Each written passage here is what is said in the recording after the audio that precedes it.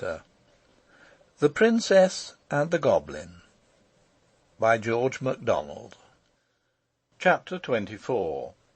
Irene behaves like a princess. When the princess awoke from the sweetest of sleeps, she found her nurse bending over her, the housekeeper looking over the nurse's shoulder, and the laundry maid looking over the housekeeper's. The room was full of women servants, and the gentlemen at arms, with a long column of servants behind them, were peeping, or trying to peep in, at the door of the nursery. "Are those horrid creatures gone?"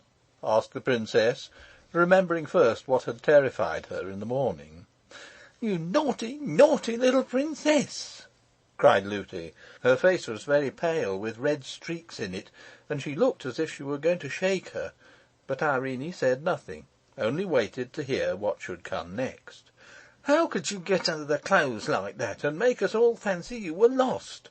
And keep it up all day, too? You are the most obstinate child. It's anything but fun to us, I can tell you." It was the only way the nurse could account for her disappearance. "I didn't do that, Looty," said Irene very quietly. "Don't tell stories," cried her nurse, quite rudely. "I shall tell you nothing at all," said Irene. "That's just as bad," said the nurse. "Just as bad to say nothing at all as to tell stories?" exclaimed the princess. "I will ask my papa about that. He won't say so, and I don't think he will like you to say so." "Tell me directly what you mean by it," screamed the nurse, half wild with anger at the princess, and fright at the possible consequences to herself. "When I tell you the truth, Looty," said the princess, who somehow did not feel at all angry, "you say to me, 'Don't tell stories.' It seems I must tell stories before you will believe me." "You are very rude, princess," said the nurse.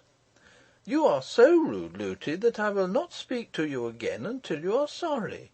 Why should I, when I know you will not believe me?" returned the princess. For she did know perfectly well that if she were to tell Looty what she had been about, the more she went on to tell her, the less would she believe her. "You are the most provoking child," cried her nurse. "You deserve to be well punished for your wicked behaviour." "Please, Mrs. Housekeeper," said the princess, "will you take me to your room and keep me till my king papa comes? I will ask him to come as soon as he can." Every one stared at these words. Up to this moment they had all regarded her as little more than a baby.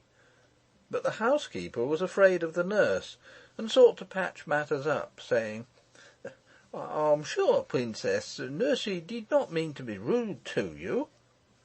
"I do not think my papa would wish me to have a nurse who spoke to me as Looty does. If she thinks I tell lies, she had better either say so to my papa or go away. Sir Walter, will you take charge of me?" "With the greatest of pleasure, princess," answered the captain of the gentlemen at arms, walking with his great stride into the room. The crowd of servants made eager way for him, and he bowed low before the little princess's bed. "I shall send my servant at once, on the fastest horse in the stable, to tell your king papa that your royal highness deserves his presence. When you have chosen one of these under servants to wait upon you, I shall order the room to be cleared." "Thank you very much, Sir Walter," said the princess, and her eye glanced towards a rosy-cheeked girl who had lately come to the house as a scullery maid. But when Looty saw the eyes of her dear princess going in search of another instead of her, she fell upon her knees by the bedside and burst into a great cry of distress. "I think, Sir Walter," said the princess, "I will keep Looty, but I put myself under your care, and you need not trouble my king papa until I speak to you again. Will you all please go away? I am quite safe and well, and I did not hide myself for the sake either of amusing myself or of troubling my people. Looty, will you please to dress me?" End of Chapter 24.